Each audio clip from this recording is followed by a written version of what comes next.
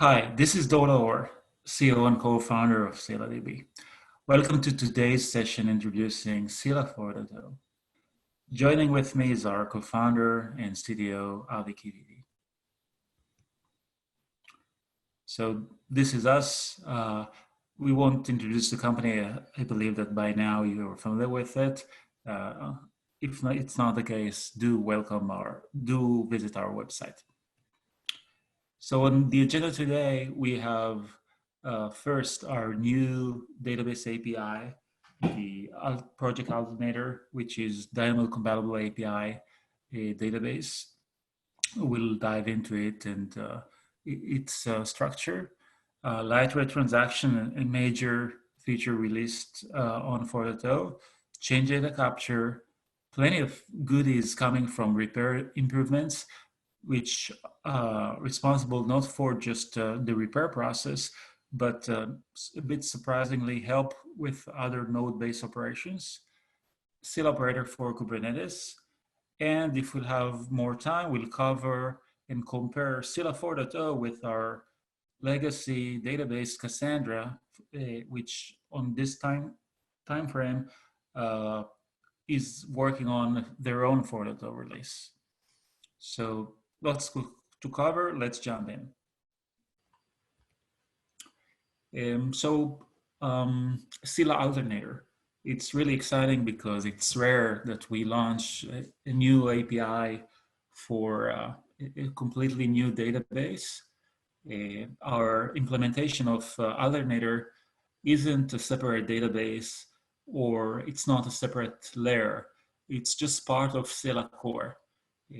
What helped us to do it is the fact that all of these databases, Cassandra, DynamoDB, and Scylla, are columnar databases. And pretty much all of them were inspired by each other, all originated by DynamoDB. So the model really is similar. And our implementation was primarily just to add another protocol layer that will do the deserialization and serialization of messages. And the way the data is kept or accessed or indexed by Scylla is the same.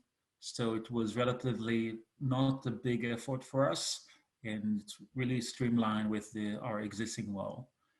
And the end result is that you can drop and replace your DynamoDB applications without changing a single line of code in favor of an open source implementation, which you should always prefer. I'm running Linux on my machine, and I prefer open source code.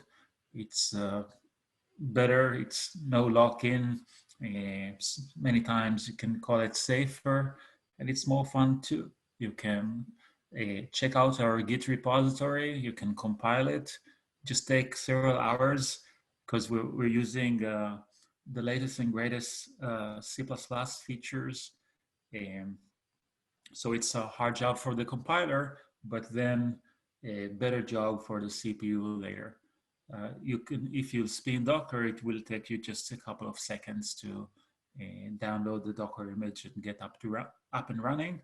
With Kubernetes that we also launched in beta for Scylla, you can choose whether your Kubernetes Scylla cluster will support the COL protocol or the DynamoDB protocol. And our RPMs, and of course, folks who use Dynamo normally are used to consume it as a service, and we have our own database as a service, Scylla Cloud. Up until late, it was only CQL in GA, and DynamoDB was there in beta mode. Now it's in full GA mode, and you can choose between the two. Now, why use the alternator? Plenty of reasons. Actually, it's more fun. Why not? Why shouldn't you? So first, there's the price performance advantage. We have hundreds to thousands of percent advantage over DynamoDB. It originates by a better implementation, more efficient performance. Maybe they have also a higher margin in terms of price, but it's for sure the performance is much better. And in a distributed database that needs many instances, then price performance is interchangeable. You'll also get better latency, especially tail latency. It's better than Dynamo's. Development is easy. You don't need to spin cloud resources. It's free, and you can just run it on your own laptop. So it's super convenient. You can run all of your stack components on one laptop. It's trivial, and this laptop can do tens of thousands of operations per second quite easy. You can run on mixed environments like multi-cloud and hybrid cloud and not get locked down to the AWS cloud. Observability is great. We use Prometheus and Grafana for a long time, and it's very helpful to check what's going on under the hood, look for bottlenecks, look for caching, read the metrics, and also you can mix it with your own application on the same screen, on the same Grafana screen, and then you have the benefit of correlating performance issues, and because some may originate in your own application. There's no limits, so Dynamo has 400K limits on object size. We don't have such a limit. You can have large objects in the megabytes, sometimes tens of megabytes. Not always it's recommended, but you don't need to work around this and let the database, in worst case, work hard for it. Same thing with partition size. Partition sizes can be huge. You can store millions of objects in a single partitions. Again, need to be reasonable, but the actual limits are way more flexible than Dynamo's. There's no throttle requests. In Dynamo, the model is pay for IO operation, and that's why usually they're throttled, and you need to work around the pricing model, which is very challenging, and always make sure that you have enough spare capacity so your requests won't get throttled. Once they get throttled, it's not simple to cope with it. In Scylla, there's no request throttling. We can hit our physical capacity limits, and we're trying to, we have good algorithms that do back pressure, but there's no throttle request, and you hardly get to these type of situations. It's since you have also great observability, then everything is more predicted, and you can check things like hot partitions and what's going on with the shards, so you get much more insights. And one would expect from as a service database that the developer may not need to know all of these things, but in practice, from conversations we have with users, these things are really important, and they come into play all the time. And it's not enough that Dynamo is a black box. It affects a lot on your day-to-day pattern and usage. You can consolidate multiple tables with Scylla. So in Dynamo, the requests are throttled per table, and you don't buy like a global I operation capacity.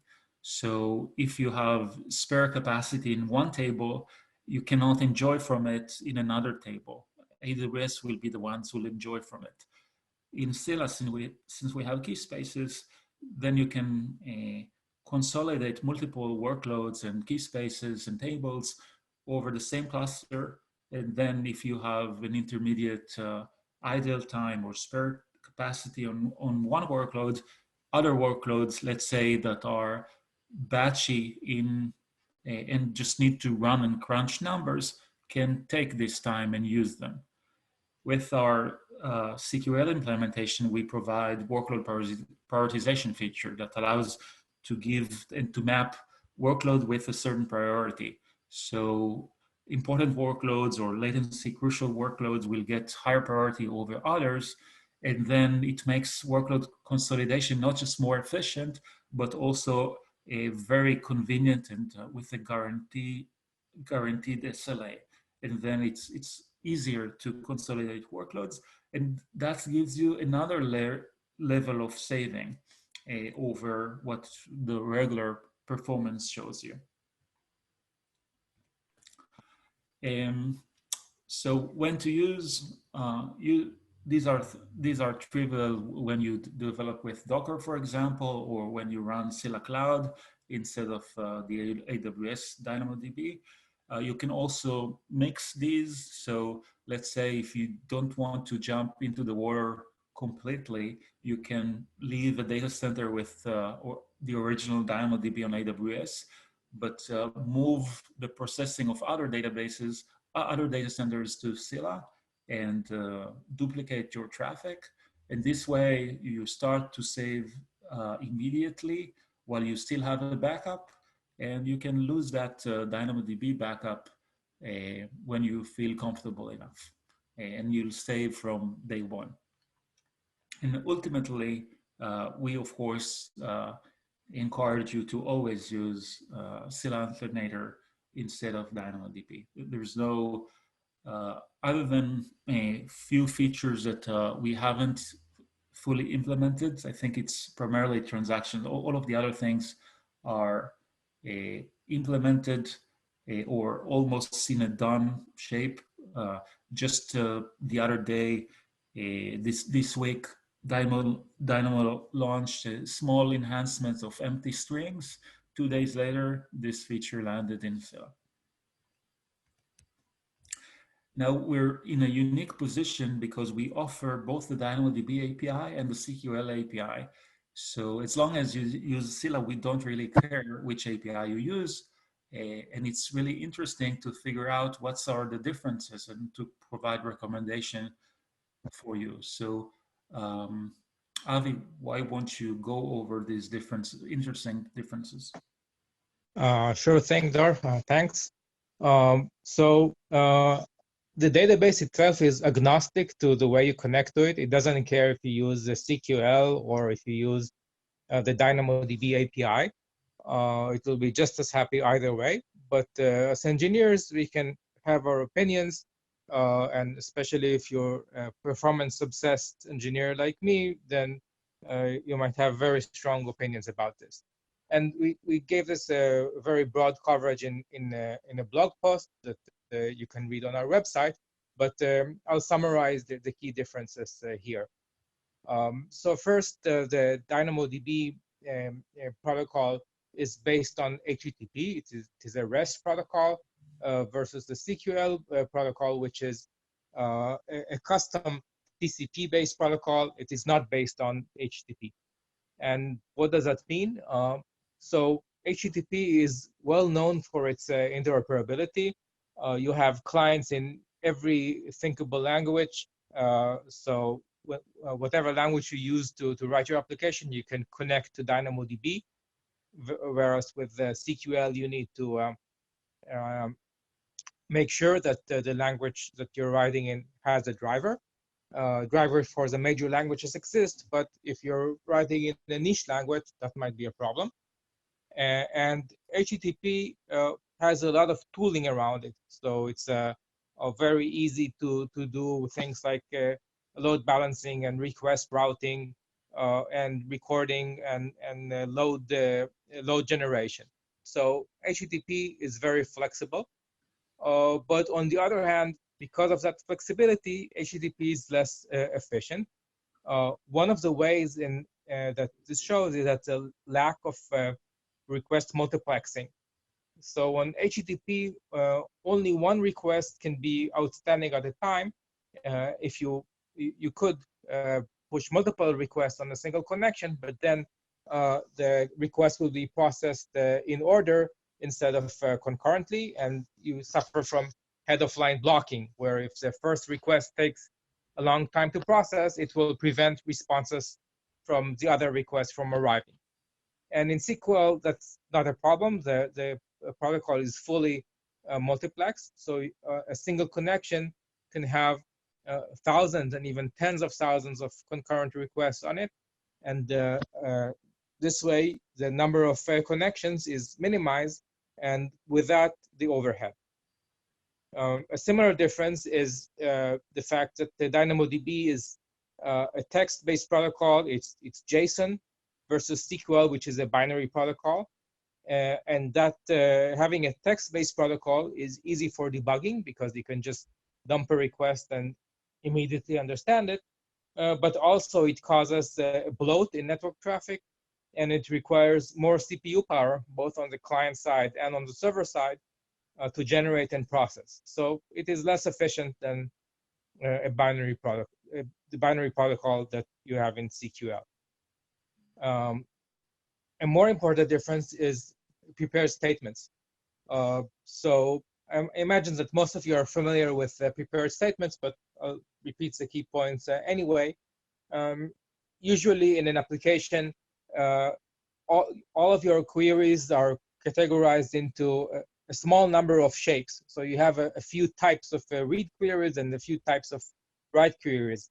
And the prepared statement recognizes that. It allows you to tell the database ahead of time all of the shapes of your queries and all of the information that is common to those queries, which is the columns that you're querying or the conditions that you're filtering on.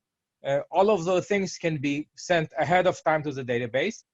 And afterwards, you only need to send a small amount of data, the data that is varying between all of those queries, which is just the values of the various fields and columns.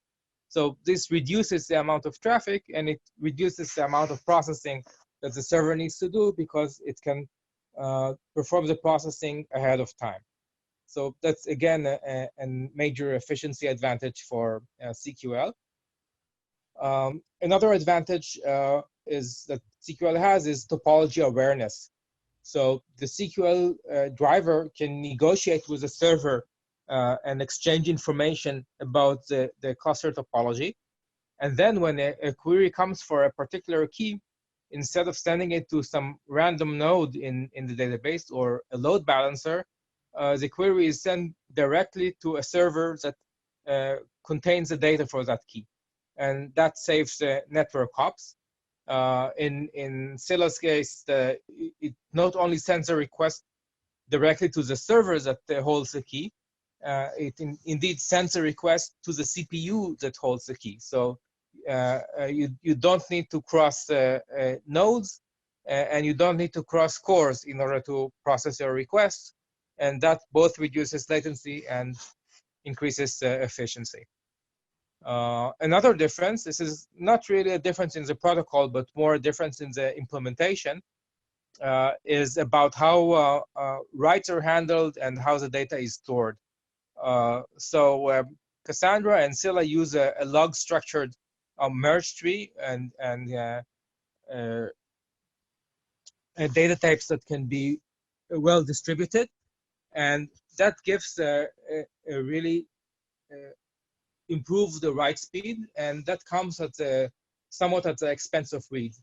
So you gain faster writes and slower reads versus with the B-tree-based storage of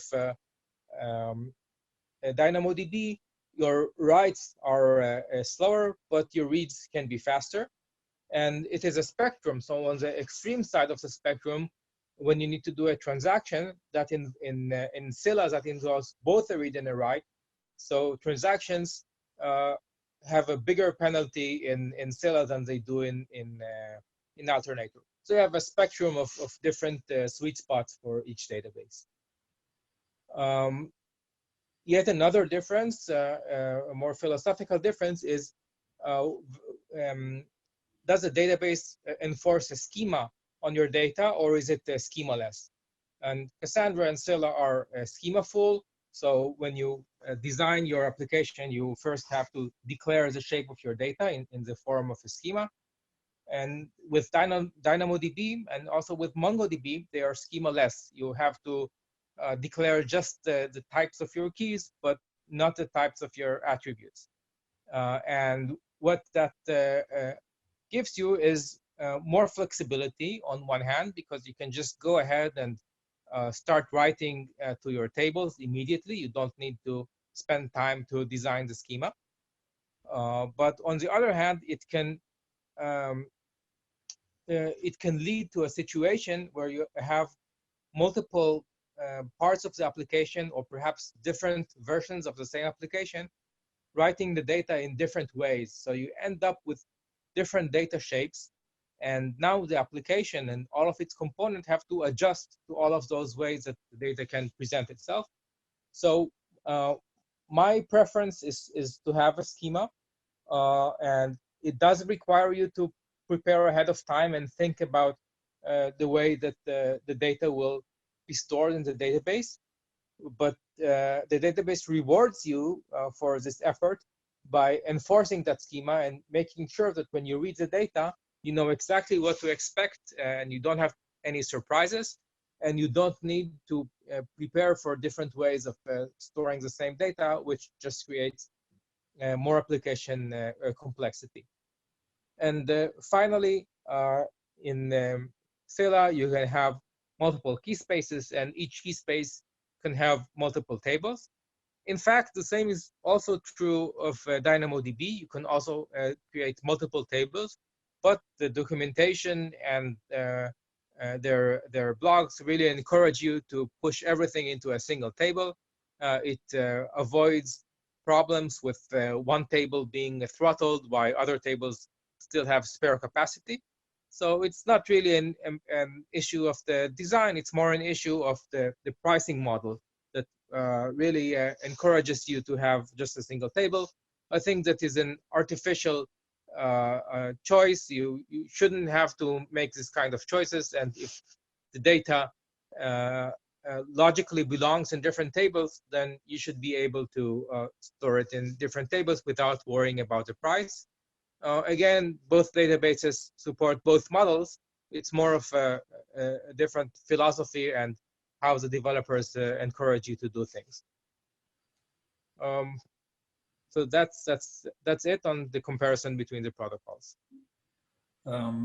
Thanks, Avi. And if one doesn't have the flexibility of deciding which protocol to use with Scylla, and they like to not have the ability not to change the application, or for some reason still be compatible with these databases, then they must pick the right protocol. But if they do have the flexibility of setting the protocol type, what's your recommendation?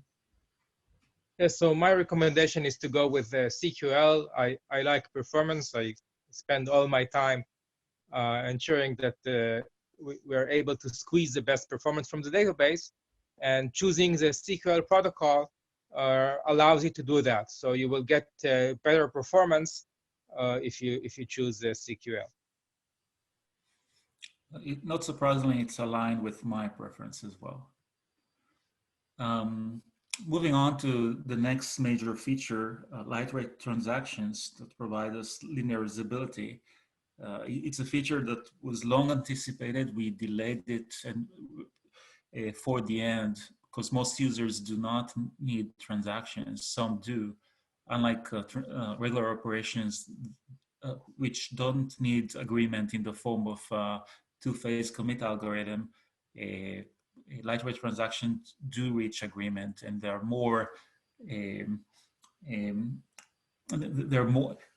the consistency guarantees are much stronger. They also cost more. In Cassandra, you'll pay for 4 round trips of the data instead of single one with regular operation. In Scylla, we managed to squeeze 1 round trip for you, so latency and performance will be better, and we have some more improvements in that respect. We had a full webinar on it, so I won't cover it in great length. This is how a COL conditional statement looks like, with the additional if clause that reads the data and guarantees that the logic expression here applies before the transaction is committed. Now, Avi, we call them lightweight transactions. What's lightweight about them? Yeah, that's an interesting question.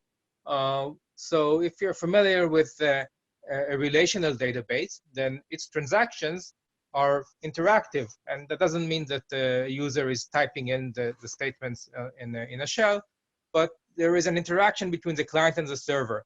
The client will issue a select, and the server will respond with some set of values, and then the client will perform some computation and write some data, and they can keep going back and forth, reading and writing data.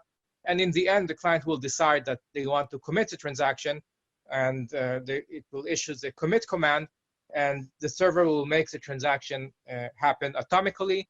And from that point on, other clients will be able to see the data. A lightweight transaction is different, so it's not interactive. Instead of reading and writing data, the client declares upfront what data it wants to read, what computations it wants to make, and what conditions it wants to perform. And you can see them here in the if clause and the third line. So that's the condition. So instead of the condition being executed on the client side, it's executed on the server side. And that takes away some flexibility from the client. So it's not as general as a full interactive transaction. But on the other hand, it is more efficient to implement and also better suited for distributed operations, because you can just ship your query to a node, and that query can find its way to the correct node and replicate it. And then all of the nodes apply it on the replicas, and you get a response back instead of having to coordinate an interactive transaction across multiple nodes in a cluster. Got it. Thank you. Would you like to cover this too, or shall I continue to the next one? Oh, I can continue. So if before you saw that the lightweight transaction is pretty limited, you can read a row of data, perform a conditional statement, and write a row of data, which is the same row. So this is quite limited, and in order to work around this limitation, you can also perform a batch. So this takes together a set of such operation, each with its read, with its write, and optionally it's a condition. And you can combine them in order to form a more complex transaction. It's still not as flexible as a full interactive transaction, and it's also limited to a single partition, but it is flexible enough for most tasks that you would want to use a distributed database for.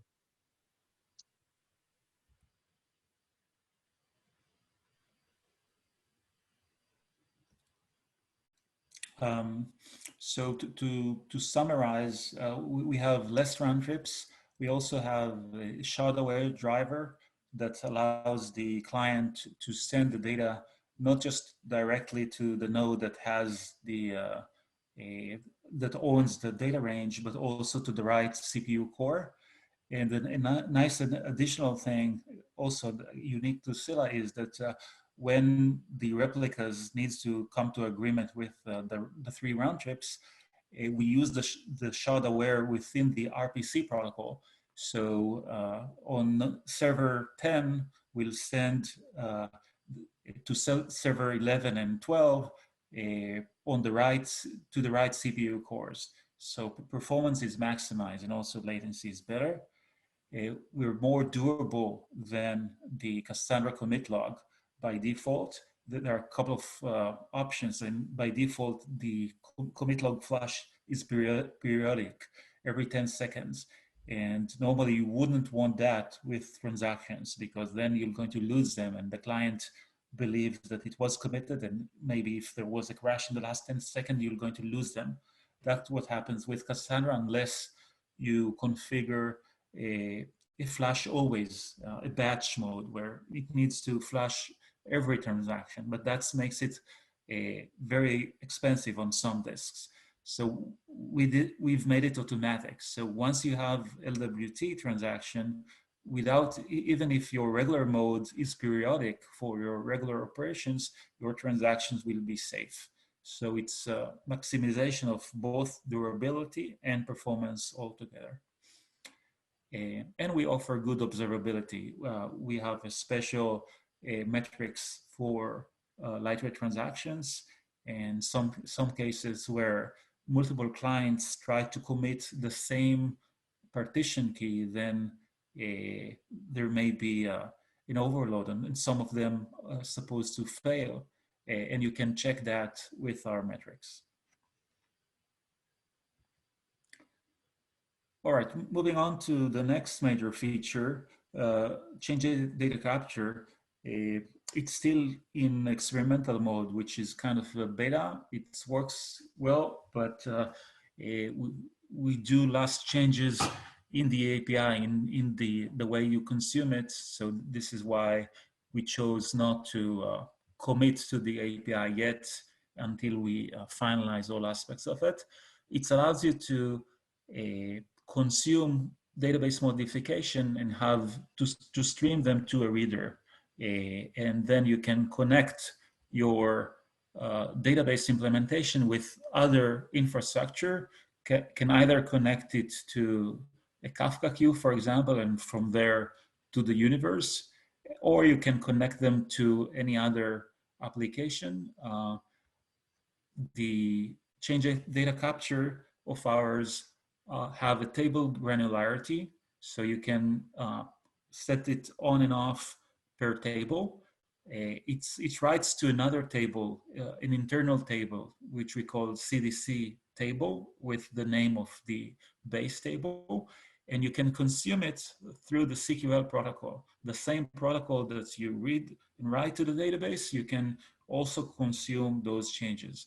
So it's highly convenient. It's also highly available and give you all of the Scylla guarantees with persistency and consistency, eventual consistency, depending on also your consistency level. So it's really convenient. The way it looks on the left-hand side, let's say you have an employee table with a bunch of fields.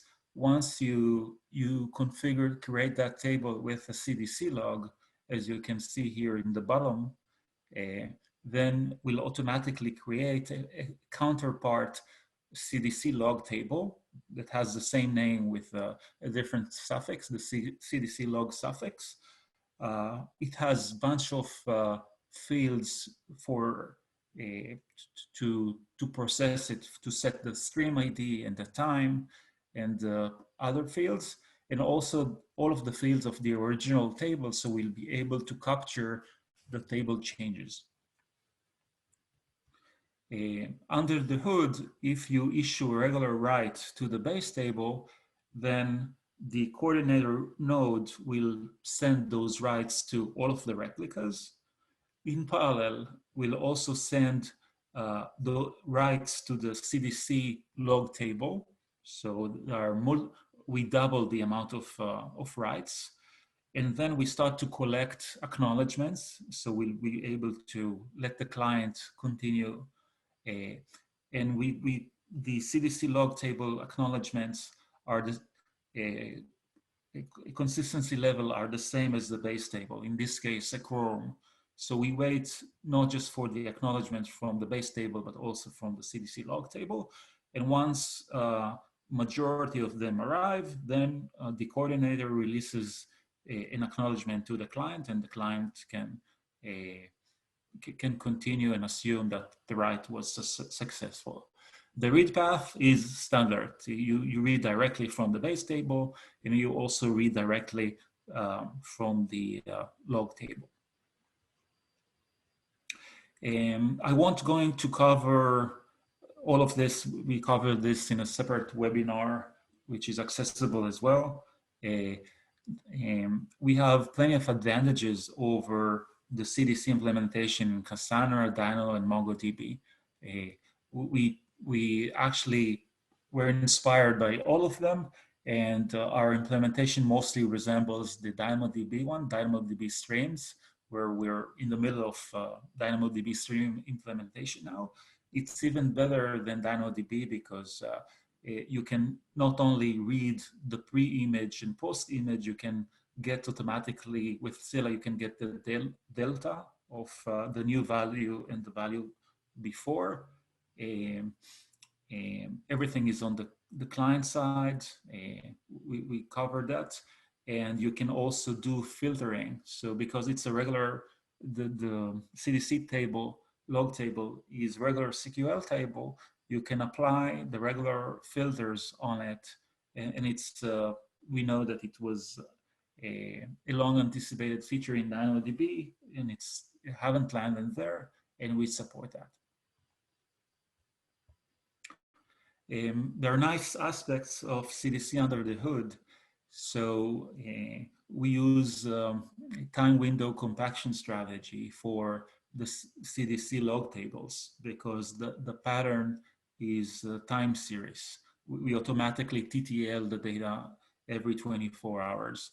And so it has the TWCCS aspects. So this is the way we used it. Mentioning TWCS, we recently implemented major compaction ability to compact these tables. Normally, it kills your, it will kill your files if you do a regular major compaction because it's not what the pattern of time series will expect. I won't dive into it because from lack of time, but we do have improvements there. Unrelated to improvements that we already have is CQL bypass, bypass the cache for particular queries. It's unrelated to CDC, but we took this principle of having the full control to bypass the cache, and we chose to apply this principle with the CDC table and extend it. So now, not only that you have ability before to bypass the cache with particular queries, now you can set that certain tables won't be cached at all. And that's a generic enhancements to Scylla. And we chose to apply it to the CDC log tables because they do not need to be cached. When a write goes there, then it's because of the base table, and there is no user insight, so no need to cache them. And when they're read, usually they'll be read only once, so no need to cache them again. So it makes lots of sense for our CDC log. And also maybe if you have tables without CDC, you may want to apply this pattern if your data set cannot fit in cache, and it doesn't make sense to fit it in cache. Okay, let's move to repair, and Avi, go ahead and cover our repair improvements. Thanks, Dor. So the first topic is the row level repair. It's not really new in 4.0. It was introduced in 3.1 and improved incrementally afterwards. Now, what the row level repair does is change the granularity of repair for being on a partition level to a row level, hence the name. And that's important if you have even moderately large partition. So consider if you have a partition that is 1 megabyte in size, so quite a small partition, and you have one row within that partition, maybe a kilobyte, that needs to be repaired because when that row was written, one of the replicas was down, so it could not be replicated. And now that replica is back up, and we want to repair that partition. So with the traditional partition level repair that Cassandra has and that Scylla has in its older versions, you would have to synchronize the entire partition. So instead of just transferring one row, which might be a kilobyte, you're transferring a megabyte.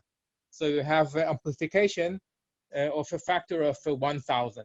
And if you do that many times, then you're going to notice it that the amount of disk I/O and the amount of data transfer and CPU processing that you need to spend on it greatly increases. And this becomes even worse if your partitions are large. They can be a gigabyte or several gigabytes in size, And now think that you have a few changes in that partition here and there, and you have to transfer a gigabyte of data just for that. So Scylla row level repair avoids that by calculating a digest of each row and comparing the digests across a cluster, and only sending the rows that actually changed. And this really improves the performance of repair. And for 4.0's relevant discussion, it also made it possible to use row level repair for other cluster operation. So I think that's on the next slide, Dor.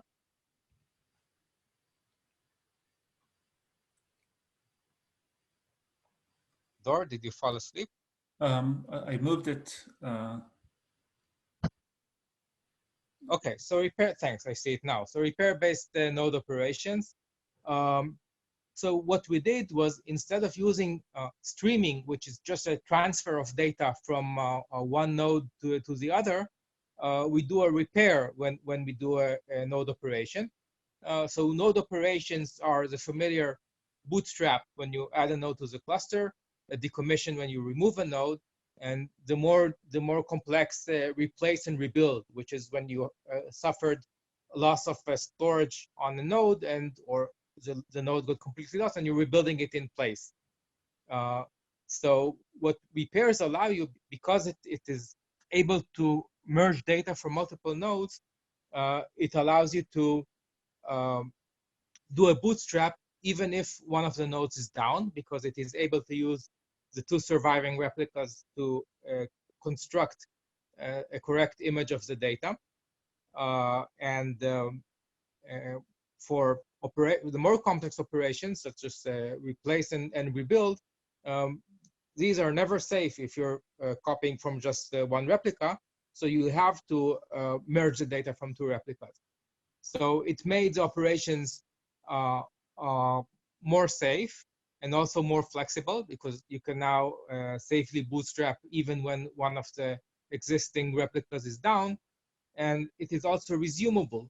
So if you have to pause the bootstrap because of a problem, or maybe you have an important workload that you want to devote the resources for, then you can pause the bootstrap and resume it later. And you don't have to throw away a large amount of work that you spent in doing the partial bootstrap. It's also more efficient for rebuild. So with the rebuild, you might have some existing data in the node already, and it will reuse that data and will not have to move all of the data across the network.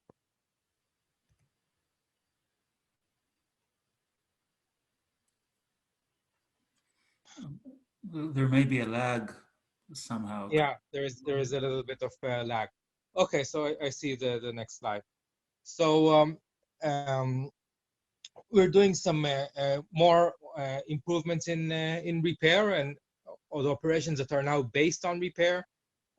So we're changing the scheduling. We're moving the we're delaying compaction and doing the bootstrap without some of the compaction in order to get the bootstrap to complete faster.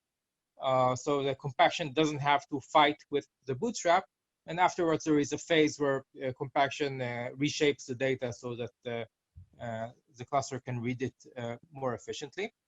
And we will also, when the data from the repair arrives, instead of just throwing those new SS tables into the main directories that holds the data, we will again do a reshape in order to fit them with the compaction strategy. So you may be familiar with how different compaction strategies have different layouts. Time window will divide your SS tables into different windows, each representing a different time. So we will do a phase after repair completes, but before we add SS tables, we will reshape the data and only then add them. And by using the same shapes that the compaction strategy expects, we keep the read efficiency high, which is different from what happens now when after a repair, you can expect a reduction in read efficiency because the data is shaped incorrectly. And those two things we are working on right now. And in the future, we have some more advanced plans. One is network scheduling in the same way that we have CPU scheduling and IO scheduling, which prevent the CPU devoted to repair and the IO devoted to repair from interfering with the regular reads and write. We apply the same logic to network. So you can dedicate a small amount of bandwidth for repair, and the rest you can dedicate it for your regular traffic. And an invertible Bloom filter will further reduce the amount of data we have to exchange. And in the case of a repair, which doesn't have to do a lot of work, it will be even more efficient than it is now. Thanks, Avi. Let's pivot to our Scylla operator for Kubernetes. We're going to have a separate session for it, and with the lack of time, then I'll just really fast forward over it. There's a wiki page where you can access it. It's super convenient. I was surprised how easy it is to get started with GKE, Google's managed Kubernetes. So it's really trivial. Just go over the wiki and create like a few commands which get you started to create those machines, and it's super easy, and you can see those machines on your console and create additional machines for clients and for a small machine for the operator, and then you can be up and running by running the operator itself and then creating a cluster, and immediately you can see those nodes. So if you're new to Kubernetes, you can really do that super easily with the managed Kubernetes solution. On the other hand, if you're using Fedora 32 like me, and instead of Docker, they have the Podman implementation, which isn't fully compatible, then it's a nightmare. So my recommendation with Kubernetes and Scylla is, if you're highly familiar with Kubernetes and already manage multiple services with Kubernetes, then Scylla is a good match. If you're new to Kubernetes, then maybe start simpler with a less mission critical, with more of a stateless implementation until you're used to Kubernetes, because to get started is easy, but later on you need to make sure that it provides you the high availability aspects that you need, the operations aspects of replacing nodes and scaling down and doing backups and everything else. So make sure that your level of knowledge and expertise is good enough before you jump on board. And we'll cover Kubernetes in a separate session. Now, the timing, it happened to be that we launched Scylla 4 because we reached lightweight transaction and parity. Cassandra 4 is being worked on a long while, and it wasn't released yet. But we thought that it'll be good to compare. We've been asked sometimes about what's coming in Cassandra 4 and how Scylla 4 can be compared with Cassandra 4. So these are the additional enhancements in Cassandra 4. Avi, we have only a few minutes left. Let's pick, I think that some of them are not entirely big progress, but would you like to pick one or two that, and let's expand the conversation on them? Okay, I'll pick the two that are highlighted in bold. They are the interesting ones. So transient replication is a way to reduce the amount of duplicated data. So normally you have 3 replicas per data center, and transit replication allows you to have just 2 replicas per data center. So it's a saving of 30%. And it still allows you to survive a node failure. So the way that it works is that if one of the 2 nodes that hold a replica fails, then another node that is on standby takes the role of a transient replica, and it starts accumulating changes for the nodes that failed. And when the node that failed is restored, they work as a group of 3 nodes for a while until the data is transferred back. And then you have just those 2 replicas again. So this is a nice way to reduce the cost of the storage. It's still an experimental mode, but I expect that they will work on it in order to be able to move it to production and remove the limitations that as they currently have. Another one is incremental repair.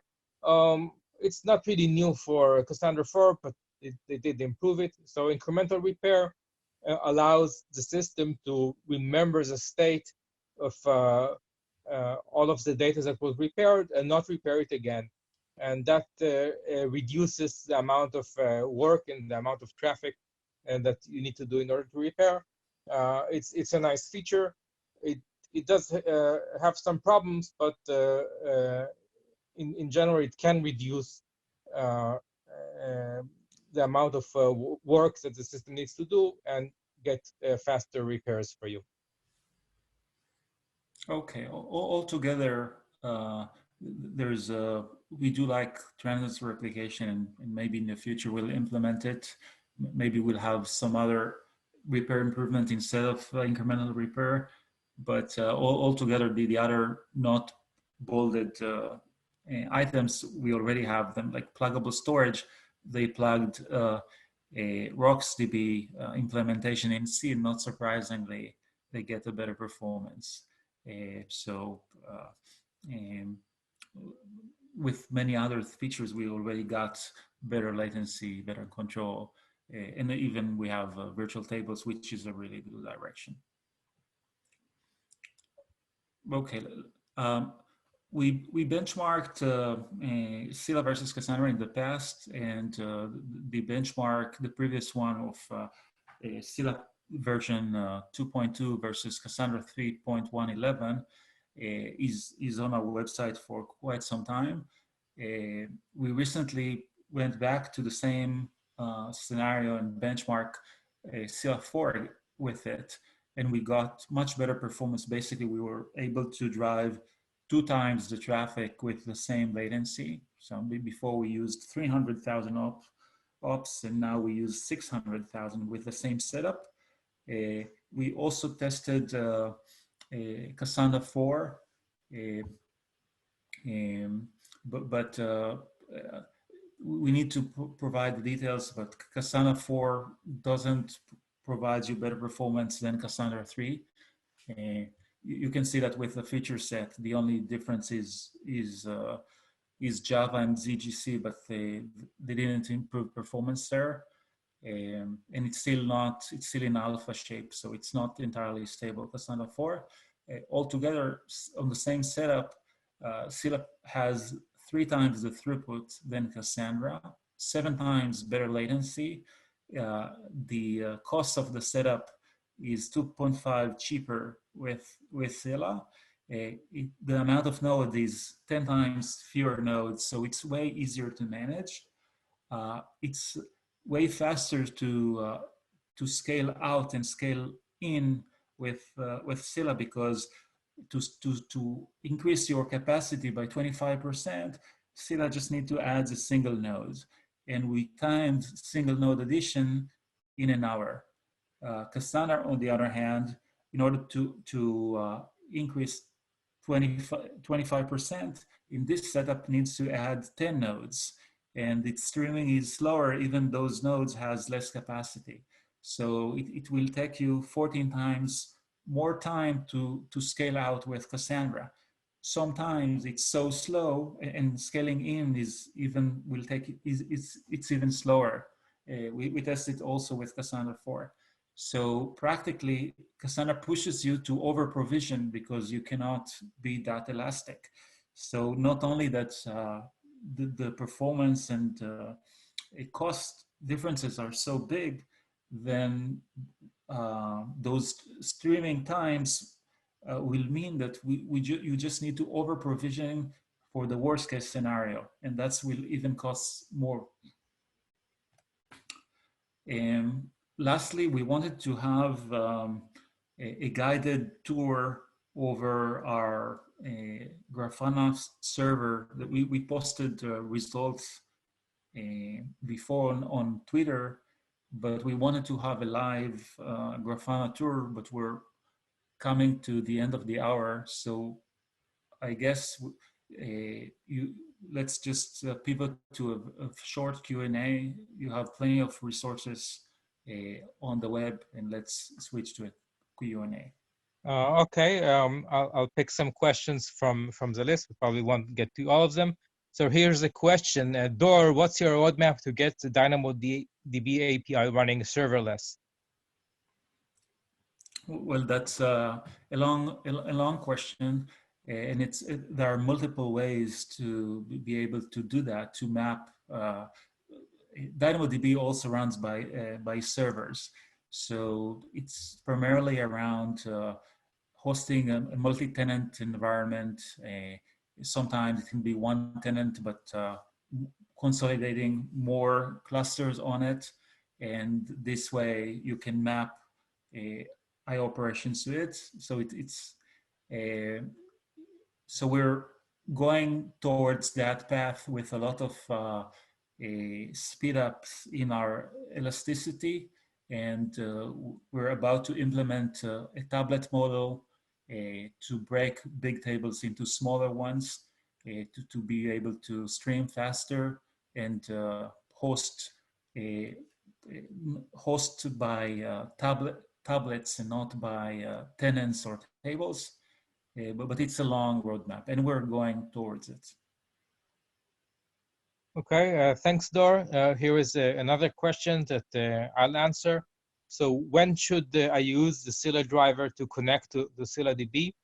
And the answer is always. So of course, you can use the Cassandra driver, and if you prefer or you don't want to change your application, that's fine. But if you use the Scylla drivers, then you will just get better performance and less latency.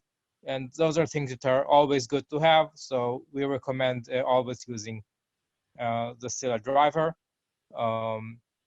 Let's go to the next question. So for Cassandra, the difference is the CPU core topology awareness and the ability to bypass the cache. Yes, thanks, Dor. Actually, you can bypass the cache even with the Cassandra driver because that's just a clause in your CQL statement. But you are correct that the main difference is the ability to direct the queries automatically, not just to the node that holds the data, but to the core that holds the data. And that reduces the overhead. So let's move on to the next question. For Cassandra, we do scheduled anti-entropy repair jobs. Does Scylla need similar regular maintenance? And the answer is yes, it's very, very similar. And the conditions when to do it and when not to do it are similar. So if you're using tables that never have deletes or overwrites, then you can avoid repair. But if you do have deletes or overwrites, then it's important to do repairs. Let's move to the next question. Do you differentiate the underlying tables between Cassandra or DynamoDB? So underneath, they're the same thing. They're both regular tables. And in fact, you could access the DynamoDB table via CQL, and you could access you couldn't access the CQL table via DynamoDB, but underneath they're just tables. And if you use the SQL shell and list your tables, you will see the DynamoDB table. We don't recommend doing that. We recommend accessing each table via the protocol it was created in. Otherwise, you might confuse the server. So here's a question about Scylla Enterprise. When can we expect to see these 4.0 features in Scylla Enterprise? Dora, you want to take that? So we're already working on it, and Scylla Enterprise is supposed to be shipped at the end of June. Could be the reach customers at the beginning of July. With the base of 4.0, we may handpick, cherry pick improvements from 4.1 and also in the future too for 4.x versions.